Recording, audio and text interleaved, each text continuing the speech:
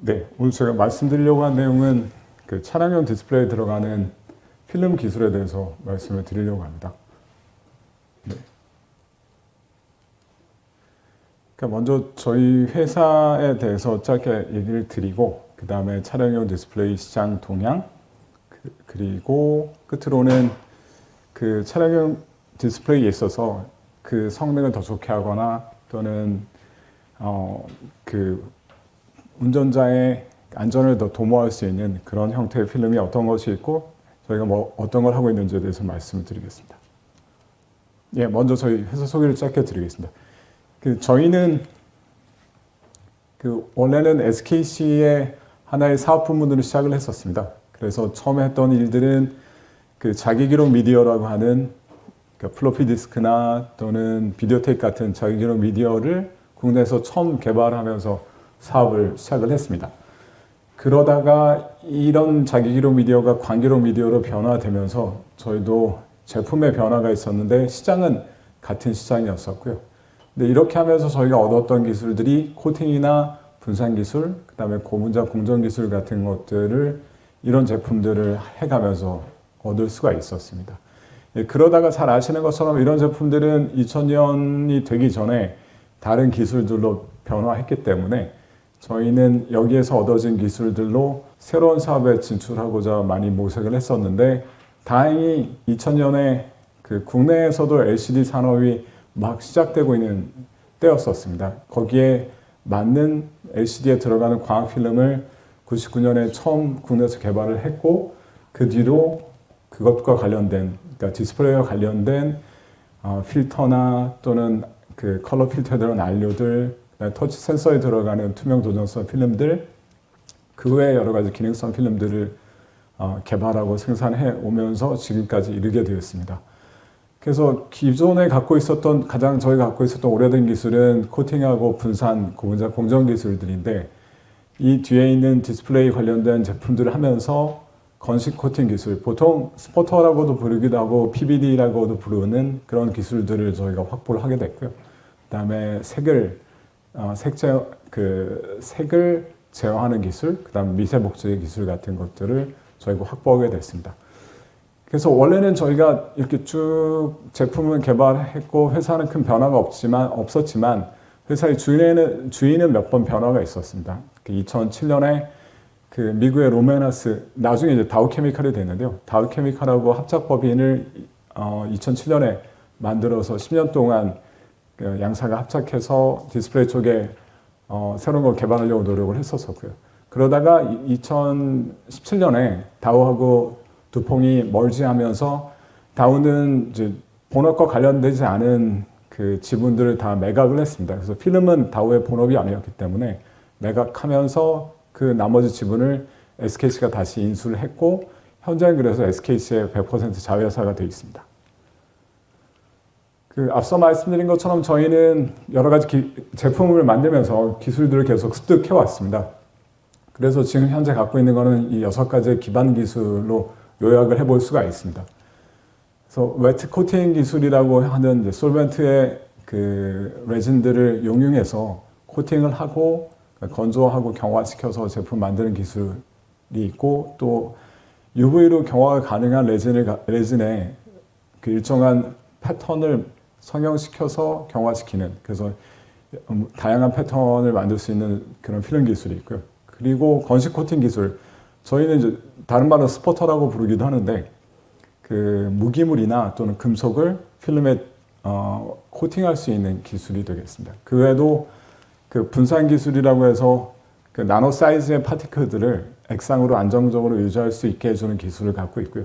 그 다음에 앞서 만들어진 필름들을 필름 대 필름 또는 시트 대 시트로 라미해서 완제품화할 때 필요한 필름 라미네이션 기술, 그리고 압출 기술을 갖고 있습니다. 압출 기술은 고분자를 용융시킨 다음에 패터닝을 하거나 또는 패터닝 하지 않고 압출해서 필름을 만드는 공정인데 대부분의 저희가 갖고 있는 이런 기술들은 이거를 이렇게 해서 만들어진 필름을 원재료로 사용하고 있습니다.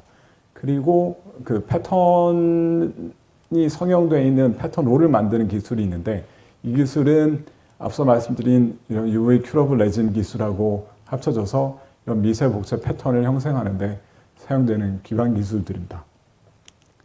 그래서 이런 기반 기술들이 그 실제로 설비하고 연결되어 있고 이런 설비들이 있다고 보시면 될 것 같습니다. 이 설비들에 이런 소프트웨어가 더해져서 제품을 만들어내는 그런 가공 회사입니다. 그래서 저희가 갖고 있는 건 앞서 말씀드렸던 그 6가지의 기반 기술에다가 그 다음에 14가지의 코어 기술을 합쳐서 제품을 생산하고 또는 개발하게 됩니다.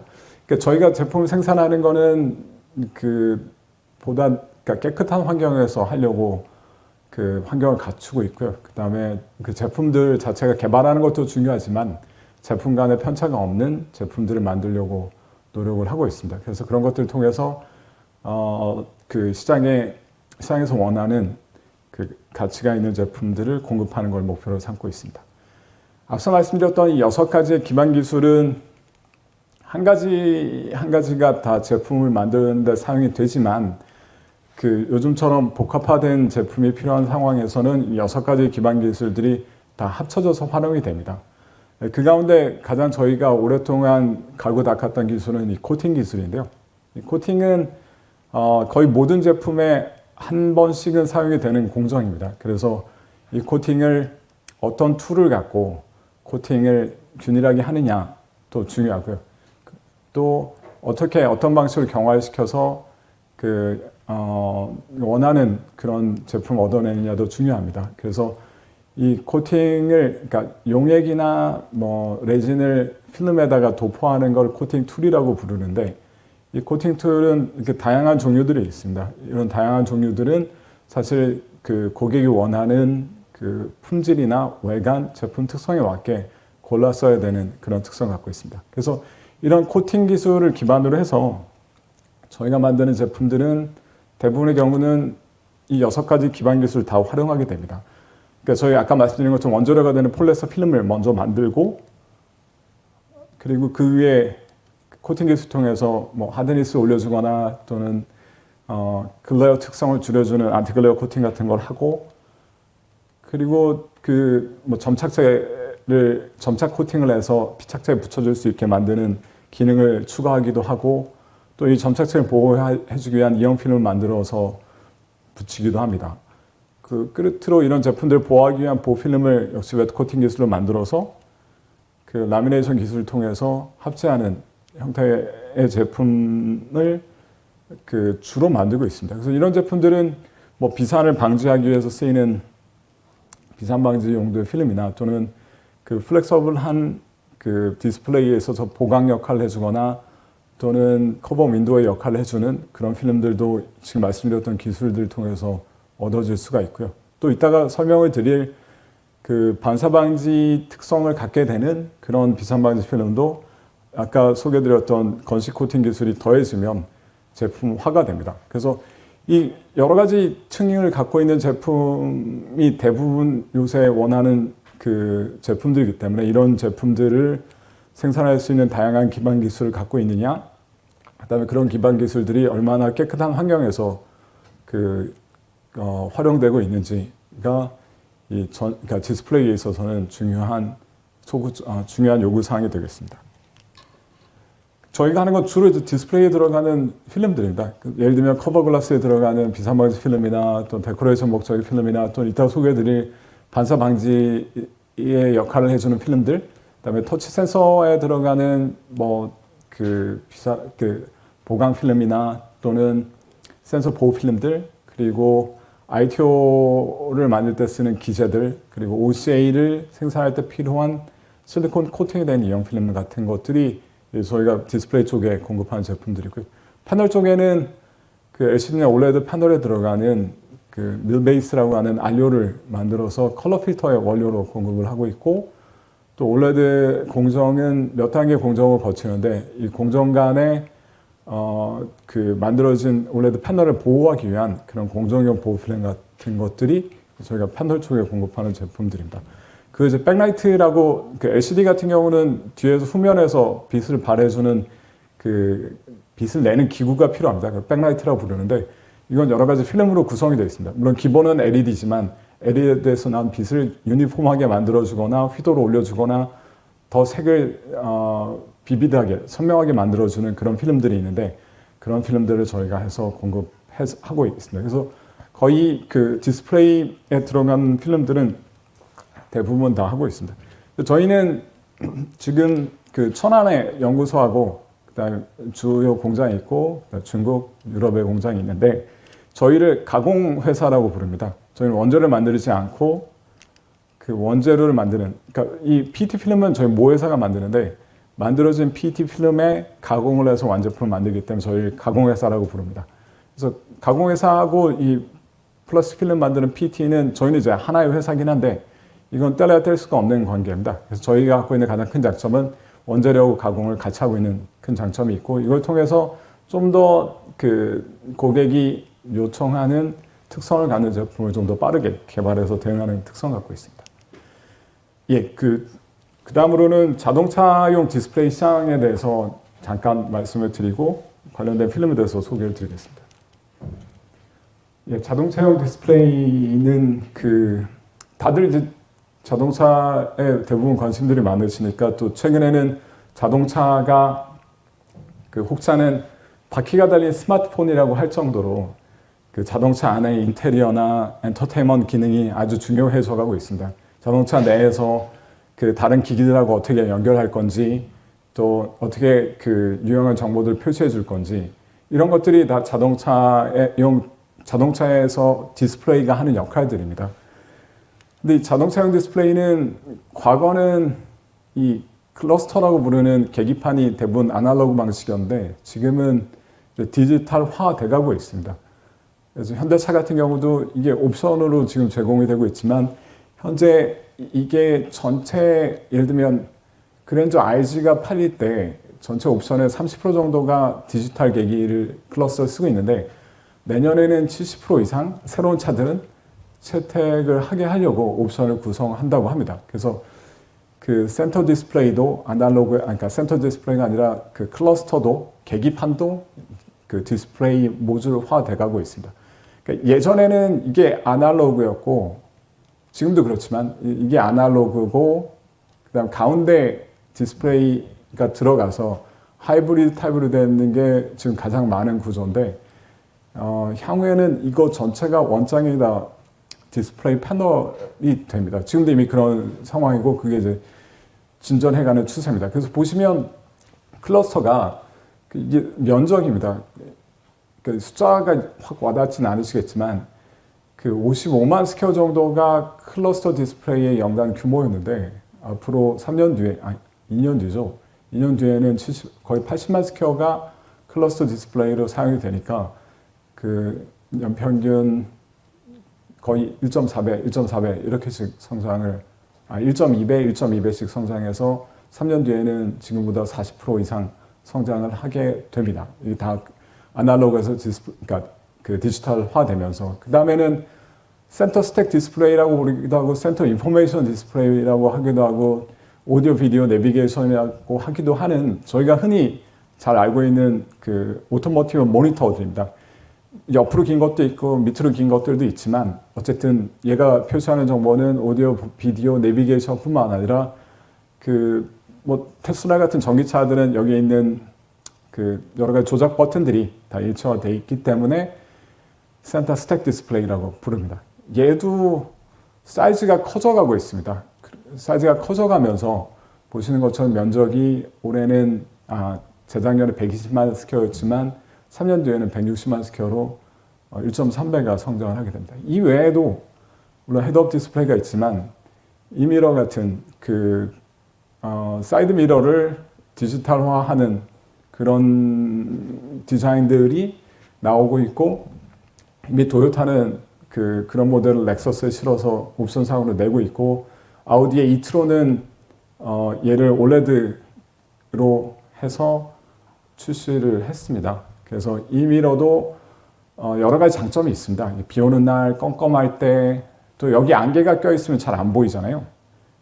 비 오는 날 같은 창문에 안개 껴있으면 창문 내렸다 올렸다가 에어컨 켜고 뭐 이래야 되는데 얘는 그럴 일이 없는 장점을 갖고 있어서 결국 요약해서 말씀드리면 디스플레이는 개수가 많아지고 있고요.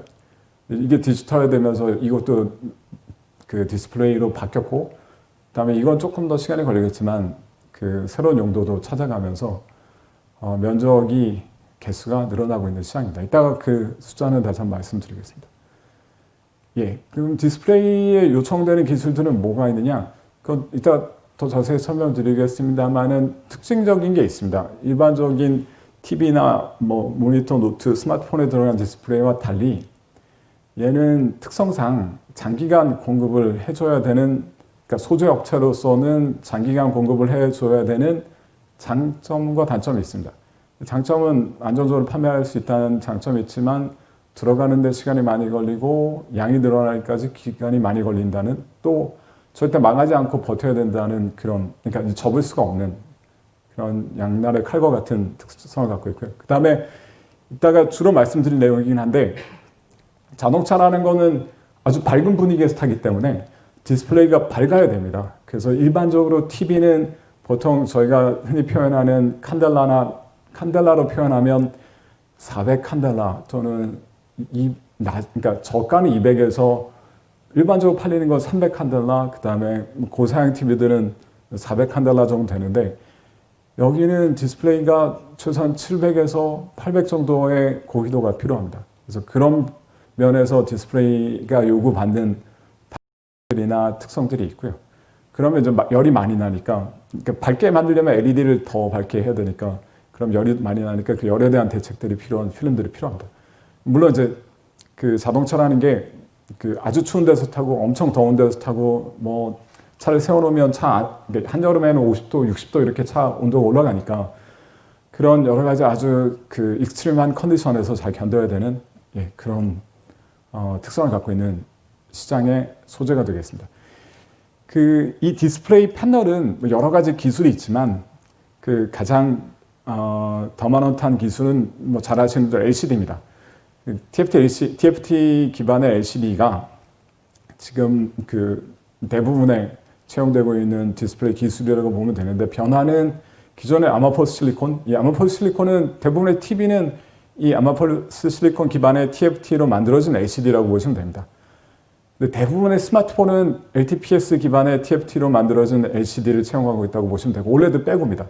그래서 지금 변화 중에 하나는 아모포스 실리콘에서 LTPS로 바뀐다는 건 해상도가 더 올라가는 겁니다. 해상도나 응답 속도가 올라가는 방향으로 디스플레이 패널 기술이 변화해 오고 있고, 또 한 가지는 이따가 주로 말씀드릴 텐데, 미니 LED와 같은 기구를 적용을 해서 컨트라스트와 휘도를 더 좋게 만드는 그런 방향으로 진행이 되고 있고, 또 앞서 말씀드린 것처럼 아우디가 이트론이라고 하는 전기차에 여기에다가 OLED 미러를 적용했는데, 그런 아몰레드 패널도 선택적으로 적용되는 경우가 있습니다. 근데 아몰레드는 얘는 그러니까 얘의 수명에 대해서는 자동차용을 쓸 때 퀘스천이 많이 있습니다. 왜냐하면 버닌 같은 것들이 있어서 한 화면을 켜놓으면 그게 계속 남아있는 거죠. 저희가 스마트폰 한 2년 쓰시다 보면, 저는 한 2년 쓰다 보면 제가 주로 쓰는 게 이제 이 글자판인데, 글자판이 글자가 없더라도 계속 떠 있더라고요. 한 2년 쓰면. 그게 아몰레드 갖고 있는 버닝 현상인데, 그런 것들 이제 소프트웨어적으로 해결해 보려고 하기도 하고 하지만, 그런 것들이 이제 고온에서는 더 심하게 남습니다. 그래서 아몰레드는 아직 이제 기술적으로 신뢰성을 확보해야 되는 부분들이 있어서 얼마나 갈지는 모르겠으나, 근데 이제 아몰레드가 적용되면 좋은 용도는 아까 아우디의 이트론이 이 부분을 아몰레드 기반의 이 미러를 채택했다고 말씀드렸는데요. 아몰레드는 LCD와 달리 고온이나 저온에서 응답 속도가 똑같습니다. 근데 LCD는 저온으로 가면 응답 속도가 느려지는데요. 응답 속도가 느려진다는 건 어떤 말씀이냐면 화면의 변화가 느려지는 겁니다. 그래서 이쪽은 빨리 바뀌어야 차선도 선명하게, 이게 고속으로 달리니까 여기 차선도 예를 들면 아몰레드로 보면 차선이 이렇게 떨어져 있는 게 잘 보이는데, LCD는 블러리하게 보이거나 하기 때문에 만약 추운 환경에서는 그렇습니다. 그래서 사실 이런 용도로는 아몰레드가 적정할 수가 있으나, 메인 디스플레이로는 가격도 LCD가 싸고 그다음에 내구성도 입증이 됐기 때문에 미니 LED를 채택한 LCD가 저희가 보이는 스팬 안에서는 중요한 기술이 될 겁니다. 그 다음에 마이크로 LED를 다들 열심히 하고 있기 때문에 마이크로 LED가 되면 얘가 자동차에 있어서는 가장 적합한 기술입니다. 휘도도 좋고 신뢰성도 뛰어나기 때문에, 왜냐하면 이건 유기물이지만 얘는 무기물이기 때문에 휘도와 신뢰성 면에서 뛰어난 기술이어서 이게 언제 개발되느냐가 문제입니다.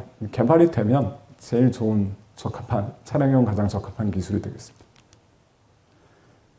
네, 그래서 디스플레이는 사실 너무나 성숙해버린 산업이어서 보시면은 LCD 패널이라든가 모바일 PC에 들어가는 패널들, 노트 태블릿에 들어가는 패널들, TV 세트가 이 금액 기준으로의 과거 성장률하고 향후의 22년까지의 성장 예상인데, 이 원의 크기가 클수록 규모가 큰 시장입니다. 이 원의 크기가 큰 이 두 애들, LCD 패널하고 TV 세트가 다 이제 성장을 멈췄고 또 그러니까 금액 기준으로는 마이너스 성장을 하고 있기 때문에 디스플레이 산업이 침체되어 있습니다. 그에 반해서 이제 모바일은 조금 난데 향후에는 얘도 비슷해지고, 아무래도 모바일도 18년까지는 많이 좋았는데 지금은 모바일 폰이 이렇게 교체 주기가 길어지면서 얘도 이렇게 성장 속도가 늦어졌습니다. 아무래도 TV가 있긴 하나 이건 한정된 시장을 형성할 텐데, 저희가 그래서 관심 있게 보는 거는 오토모티브 모니터입니다. 얘는 과거에도 성장했는데 앞서 말씀드린 것처럼 이따 말씀드린 크게 두 가지 이유 때문에 계속 8%, 그러니까 연평균 누적 성장률이 8%니까 3년 뒤에는 1.2배 정도 돼 있는 겁니다. 그래서 왜 그렇게 성장하냐면 앞서 말씀드렸던 내용의 반복인데, 이거는 클러스터 계기판입니다. 계기판은 아날로그가 있다 말씀드렸고, 그다음에 아날로그 계기판에 가운데 조그맣게 디스플레이 적용한 아날로그 디지털 하이브리드가 있다고 말씀드렸는데, 현재 대부분이 이거죠. 대부분의 차가 이걸로 돼 있고 저희 집 차도 이렇게 돼 있는데, 근데 지금 앞으로 향후에 나오는 올해부터 이제 채택된 게 그랜저 IG가 디지털 클러스터를 30% 정도 옵션을 채용했다고 합니다. 근데 내년에 나올 차들은 얘를 의도적으로 더 많은 부분을 적용하고자 노력하기 때문에 여기는 이제 디스플레이가 안 쓰였는데 디지털화되면서 디스플레이가 쓰이면서 이렇게 늘어납니다. 이 부분만큼이 오토모티브에서 들어간 디스플레이가 늘어나는 부분이 되겠습니다.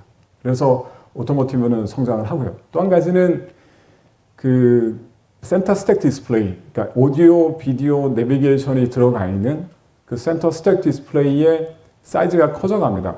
예전에는 7인치도 있었지만 지금 7인치가 거의 없죠. 그래서 7에서 9인치가 현재는 메인이긴 한데, 내년에 나올 차들은 다 10.2인치가 이상인데, 지금 나온 아반떼도 이 10.3인치를 채용했으니까요. 그리고 그랜저는 12.3을 채용했기 때문에 이미 이제 대형화되고 있습니다. 그러니까 이 위에 업체들 같은 경우는. 그래서 보시는 것처럼 디스플레이 사이즈가 큰 디스플레이의 사이즈가 늘어나고 있기 때문에 면적이 늘어나고 개수가 늘어나고 결국 금액 기준으로도 연평균 8% 이상, 연평균 누적해서 6% 이상씩 성장을 하게 됩니다. 이 차를 산 사람들한테 물어봤습니다. 100명한테 물어봤는데, 네가 차를 사서 90일 동안 타본 다음에 가장 큰 불만이 뭐니? 라고 JD 파워가 조사를 했는데, 그 중에 상위 10가지 내용 가운데 디스플레이와 관련된 게 2가지가 있습니다. 그 정도로 이제 사실 디스플레이는 그러니까 인간하고 기계의 인터페이스 역할을 해주기 때문에 그거에 대한 기대치가 크다고 보면 될 것 같습니다. 예를 들면 파킹 카메라가 깨끗하지 않다. 저희 집 차도 항상 이래서 닦아주지만 계속 그렇더라고요. 그리고 또 터치 디스플레이 스크린이 사용하기 어렵다는 것도 있고, 또 이물 같은 게 그러니까 지문 같은 게 묻어서 잘 안 보인다, 먼지도 쉽게 묻고 또 번쩍거려서 그 내용을 잘 인식할 수 없다 등등의 불만들이 있습니다. 그래서 그 자동차를 사는 소비자들이 디스플레이와 관련된 사항을 중요하게 생각하고 있구나라는 걸 알 수 있습니다. 예, 그 앞서 말씀드렸던 그런 소비자의 불만이나 또는 요구사항을 더 개선하기 위해서 여러 가지 필름 기술들이 사용이 되고 있고 그런 것들 가운데 물론 이 가운데 저희가 하는 것도 있고 저희가 하지 않은 것들도 있습니다. 일단 소개를 드리고자 합니다. 먼저 그렇게 드리기 전에 이제 디스플레이에 들어가는 필름이 어떤 역할을 하는지를 짧게 말씀드리면 사실 뭐 디스플레이는 저희 주변에 항상 있습니다. 스마트폰에도 있고 TV에도 있고 그 쇼핑센터의 벽에 있는 그 퍼블릭 디스플레이에도 디스플레이용 필름들이 들어가고 아까 말씀드렸던 자동차가 들어갈 텐데 얘네들이 한 역할들은 점착 필름 형태로 그 충격을 흡수해 준다거나 또는 디자인, 그러니까 색이나 패턴을 넣을 수 있도록 해주는 역할도 하고 이제 글라스가 대부분 표면을 보호하는 디스플레이 표면을 보호하거나 터치 센서의 표면을 보호하는 역할을 하는데 그 글라스들이 깨졌을 때 소비자를 보호해 주거나 또는 이렇게 밝은 환경 가운데 디스플레이가 잘 보일 수 있게 해준다거나 또는 색을 좀 더 색의 리얼리티를 더 좋게 해주는 색전성을 더 좋게 해준다고 표현하는데요. 그런 역할을 해주거나 뭐 생활 방수나 또는 방수 역할 하기 위해서는 다 필름들이 필요합니다. 그래서 이런 필름들은 동일하게 자동차에서도 비슷한 역할을 하는데 최근에 필름들의 필름 동향 중에 몇 가지가 자동차와 관련된 것들이 있어서 얘기를 드리면 먼저 LCD는 잘 아시는 것처럼 평광 필름이 그 LCD 이 패널 위하고 아래에 붙습니다. 왜냐하면 액정이라는 게 그 정렬을 해서 빛을 평광시켜서 내보내는 건데 그 중에 원하는 정보를 만을 내보내기 위해서 위아래 빛을 평광시키기 위해서 평광 필름이 붙는데 이게 PBA라는 게 이제 평광을 시켜주는 평광자의 역할을 하는데 얘는 이거 자체로 쓸 수가 없기 때문에 위아래 평광자 역할을 하는 PBA 필름을 보호하기 위한 필름이 붙습니다. 보통은 예전엔 탁이라고 하는 그 소재의 필름을 사용했는데 얘가 갖는 단점은 얘는 수분을 잘 먹고 수분을 잘 통과시킵니다. 그래서 대형 TV 같은 경우는 사이즈가 점점 커지면서 셀이 수분을 먹으면 막 휘거나 뭐 이렇게 되기 때문에 그렇지 않게 하려고 이걸 대체할 수 있는 아크릴이나 이걸 대체할 수 있는 페트가 개발이 돼서 대형 디스플레이 쪽에는 사용이 확대가 되고 있습니다. 자동차에도 적합한 그 소구점이지 않을까 생각하고 있는데 아무튼 그런 평광 필름에 있어서도 소재 변화가 있고 그 소재 변화를 일으키기 위해서 그 이방성 필름인 페트도 등방성 필름인 탁과 경쟁할 수 있는 그 광학 특성을 갖게 됐습니다. 그 스마트폰은 보시는 것처럼 이렇게 여러 가지 ITO 필름이 들어있고 글라스가 들어있고 한데 얘네가 다 점착제로 붙어 있게 됩니다. 근데 점착제로 붙일 때 방법이 예전에는 양면 테이프로 가장자리만 붙여서 그 소재들을 붙이기도 했었으나 그게 이따 말씀드리겠지만 중간에 에어층은 반사를 더 많이 일어나게 하기 때문에 신성이 떨어져서 이 전면을 다 점착제로 붙입니다. 점착제로 붙이고 또 붙이고 이렇게 하게 되는데 그 점착제를 전면으로 붙이는 방법이 두 개가 있는데 이렇게 점착 필름을 만들어서 붙이는 방법이 있고 점착제를 여기다 그냥 발라갖고 붙이는 방법이 있습니다. 근데 점점 베젤이라고 하는 불리는 요 테두리가 얇아지면서 점착제를 그냥 발라서 붙이는 거는 한계가 있어서 점착 필름 만들어서 붙이는 그러니까 흔히 이 바닥에서는 OCA라고 부릅니다. 과학적으로 투명한 점착제를 줄여서 그냥 OCA라고 부르는데 이 필름을 쓰는 경우들이 늘어나고 있고 이게 시인성을 어떻게 좋게 해주는지 이따가 말씀을 드리겠습니다. 그리고 이 자동차가 점점 반도체가 많아지고 있는데요. 반도체에는 안정적으로 전류를 공급해 줘야 되는 부품이 필요합니다. 그걸 그 멀티레이어 세라믹 컨덴서라고 부르는 부품들이 들어가는데 스마트폰에도 많이 들어갑니다. 보시면 우리가 쓰는 스마트폰에는 이게 800개에서 1000개 정도 MLCC가 들어가 있는데 TV에는 2000개, PC에는 1200개, 자동차는 10,000개 이상 들어갑니다.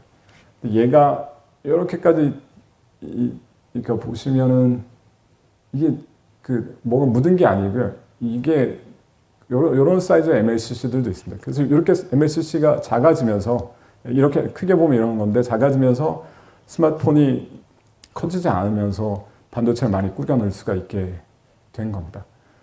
그래서 이런 이런 필름만, 이게 필름하고 무슨 상관이 있어? 라고 하실 수 있는데, 이 세라믹 레이어를 적층해서 만든 게 MLCC인데, 이 세라믹 레이어를 적층하는 방법은 필름에다가 캐스팅한 다음에 그걸 차곡차곡 쌓아서 만듭니다. 그래서 캐스팅용으로 쓰는 필름이 있는데, 이렇게 작게 만들려면 캐스팅용으로 쓰이는 이 필름들이 아주 그 표면이 균일하고 러프니스가 낮아야 됩니다. 그래서 그런 필름이 있어야 이렇게 작은 사이즈의 세라믹 그 MLCC를 만들 수가 있습니다.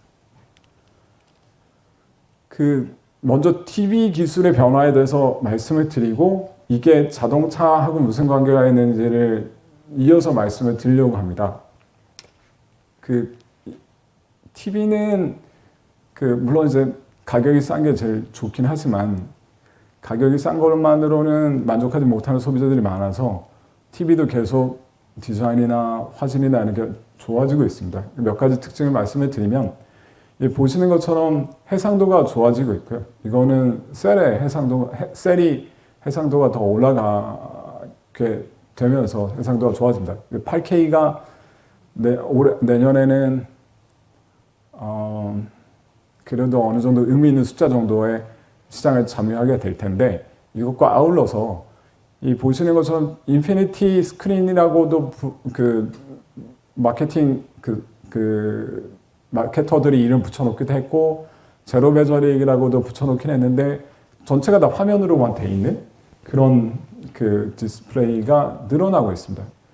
그리고 색채 현성도 아까 말씀드린 것처럼 가능한 한 현실에서 우리가 볼 수 있는 색과 같은 수준의 색의 풍부함을 요구하고 있고 또 어느 측면에서 보든지 이렇게 색이 빠져 보이지 않고 정면에서 보는 것처럼 색의 시야각도 좋게 보여야 되고 또 여기서 보시는 것처럼 까만색하고 밝은색이 극명하게 대조가 되는 걸 컨트라스트라고 부르는데 이 컨트라스트가 높을수록 TV는 선명해 보입니다. 동일한 색채현성을 갖더라도 더 색채현성이 좋아 보이는데 그렇게 하기 위한 기술들로 예전에 이제 다이렉트 릿이라고 해서 LED가 바닥에 박혀 있었지만 한정된 숫자였다가 얇게 만든다고 하면서 엣지에다가 LED를 박았다가 그러다가 최근에는 LED를 많이 박고 얘네 하나하나를 다 구동을 시켜서 이런 부분을 컨트라스트를 극대화하려고 하는 그런 노력들을 하고 있습니다. 그래서 사실은 TV가 자동차용 디스플레이하고 많이 닮아 있습니다. 자동차 디스플레이도 같은 방향으로 갑니다. 사이즈가 커지고 있고 베젤이 좁아지면 베젤도 좁아지려고 하고 있고 또 컨트라스트가 좋아야 자동차에서는 밝은 빛에 더 신이 되고 또 시야각도 좋아야 되고 색채 현성은 좀 다른 얘기긴 하지만 그런 요구들이 필요한 상황입니다. 그래서 그런 것들에 맞게 필름들이 사용이 되고 있습니다. 그래서 앞서 말씀드린 것처럼 디스플레이 사이즈가 커져가면 가장 큰 문제는 고온에서 이렇게 디스플레이 안에 들어간 필름들이 웨이브가 생기면서 시인이 되는 문제가 있습니다. 그래서 이런 걸 해결하려면 복잡하게 써있긴 한데 이게 두께입니다. 두께를 올리면 딱딱해지는 겁니다.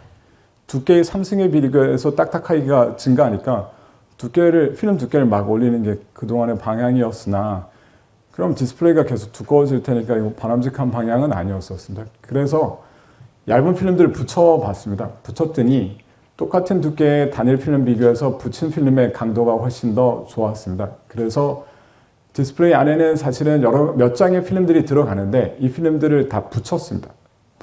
점착제로 다 붙여서 하나의 필름화했고 그러면서 두께도 줄이면서 줄여진 두께에서도 더 강성이 뛰어나게 돼서 이런 고온에서도 웨이브가 보이지 않는 그런 특성을 구현할 수가 있었고 그러면서 TV의 베젤을 좁게 설계를 할 수가 있게 됐습니다. TV 베젤이 좁으면 이게 눈에 더 잘 띄거든요.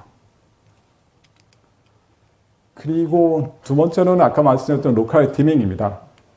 로컬 디밍은 간단히 말씀드리면 이 백라이트는 면광원입니다. LED를 박아놓은 광원인데 그 옛날 TV는 그냥 이게 그냥 온오프 역할을 했어요. 전면이 다 빛이 들어오거나 불이 밝혀지거나 전면이 다 꺼지거나 그러면 이렇게 항상 백라이트는 불이 들어와 있는 상태이고 거기에 LCD 셀이 닫혔다 열렸다 하면서 정보를 표시해 줍니다.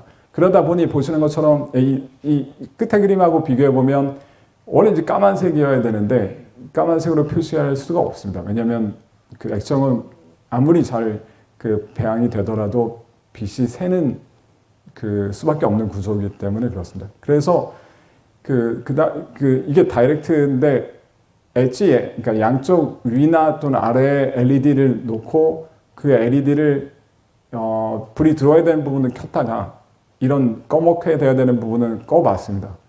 그랬더니 얘보다 좀 나아졌는데 그래도 원하는 수준의 블랙은 얻을 수가 없었습니다. 근데 요새 지금까지 팔린 TV들 중에는 풀 어레이의 로컬 디밍 방식이 그래도 가장 블랙을 블랙스럽게 구현하는데 그렇다 하더라도 이 보시는 것처럼 100존 정도를 컨트롤합니다. TV가 있으면 100개의 존을 나눠서 이 밝게 보여야 되는 데는 그 지역의 LED를 켜주고 어두워지게 보이는 데는 LED를 끄면 됩니다. 그래서 수백 개의 LED를 사용해서 이렇게 하는 게 지금 나와 있는 TV들인데 지금 나와 있는 TV라는 게 그러니까 고급 그레이드들입니다. 근데 내년부터 물론 지금도 이제 미니 LED를 채용한 백라이트들이 있긴 하나 내년엔 의미 있는 숫자로 미니 LED를 채용한 그 TV가 나옵니다. 그렇게 되면 이 컨트롤해야 될 존수는 늘어납니다. 1000존을 이렇게 나눠 갖고 잘 컨트롤해서 이 LED를 켰다 껐다를 해야 되고 사용되는 LED는 10,000개 이상이 필요합니다. 65인치 기준으로.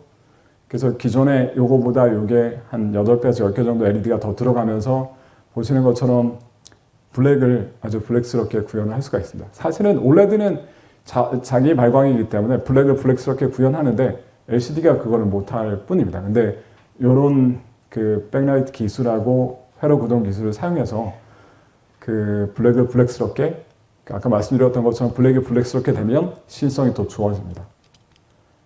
이게 왜 자동차에 중요하냐면 그 자동차는 저희가 자동차를 밤에 탈 때도 마찬가지입니다. 밤에 탈 때도 중요한데 그 낮에 탈 때는 이런 그 하늘의 조도를 측정해 보면 칸델라 그러니까 평방 스퀘어당 칸델라로 표시해 보면 이렇게 하얀 구름이 있는 데는 2만 칸델라가 넘습니다. 그리고 이런 하늘도 5천 칸델라가 넘는데요. 보통 그 유리가 그러니까 글레어 처리가 안 되는 일반적인 유리는 반사율이 45% 되니까 만약에 10,000 칸델라 정도의 밝기의 빛이 들어온다고 하면 400 칸델라 정도가 되고 2만이 된다고 하면 1000 칸델라 정도의 빛을 유리가 반사해내게 됩니다. 근데 디스플레이가 있고 디스플레이 앞에 글라스가 있는데 글라스가 이 빛을 반사하는데 그 빛의 밝기가 10,000 칸델라거든요. 근데 앞서 말씀드린 것처럼 잘 만들어진 오토모티브 디스플레이의 휘도는 5에서 800입니다. 보일 수가 없습니다.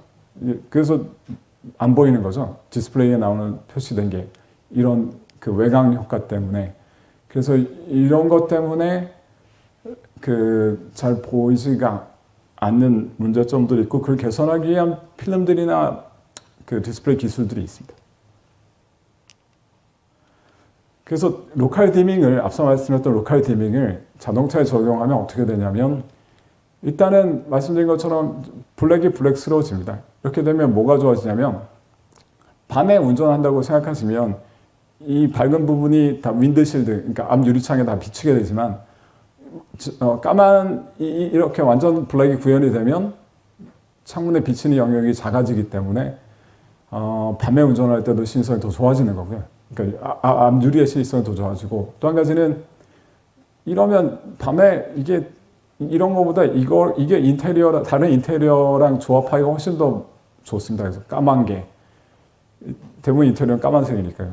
그래서 그런 장점도 있고 또 이 로컬 디밍이 가장 적합하게 적용될 수 있는 건 이 클러스터입니다. 클러스터는 사실 빛이 들어와야 될 게 딱 정해져 있는 경우가 많은데 이 LED를 16by 6개를 쓸 때는 이 정도를 컨트롤할 수 있는데 80by 30개를 쓰게 되면 이렇게까지가 컨트롤 되기 때문에 진짜 까만 건 까맣게 밝은 건 밝게 보일 수가 있고 이렇게 되면 시성도 훨씬 좋아지지만 사실 그 로컬 디밍을 하게 되면 전력 소모량도 줄일 수가 있습니다. 이렇게만 하더라도 30% 줄일 수 있고 이 정도 LED 개수를 쓰면 한 50% 줄일 수 있고 이 정도 LED 개수 쓴다는 게 요런 정도의 백라이트가 됩니다.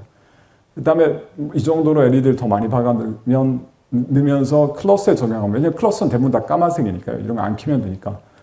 그러면 거의 70%까지 소비 전력을 줄일 수 있습니다. 향후의 차는 소비 전력 어떻게 줄이냐도 굉장히 중요한 부분이 됩니다. 예, 그래서 로컬 디밍이 차에서 중요하다는 얘기를 드렸는데 또 한 가지는 아까 말씀드렸던 것처럼 이제 커버 글라스를 사람이 눌러야 되니까 터치 센서가 붙어 있는 경우에는 커버 글라스가 터치 센서를 보호해 주면서 디스플레이 앞에 붙어 있습니다. 근데 그걸 붙이는 방식이 아주 옛날에는 이걸 양면 탭으로 살짝 붙였는데 아니, 살짝은 아니지만 이거 붙였는데 그럼 중간에 공기층이 존재하는데 잘 아시는 것처럼 공기층이 존재하면 계면에서의 굴절 차이 때문에 반사율이 커지게 됩니다. 그래서 이걸 다 메꾸는 게 지금 현재는 일반적이고 그렇게 되는데 이렇게 하게 되면 보시는 것처럼 이 어두운 이게 X축이 그 주위의 밝기인데 어두울 때보다 주위가 밝을 때 컨트라스트가 2배 정도 좋아지기 때문에 그래서 지금 나오는 그 자동차용 또는 스마트폰 같은 것들은 다 이렇게 되어 있습니다. 근데 왜 이렇게 하냐?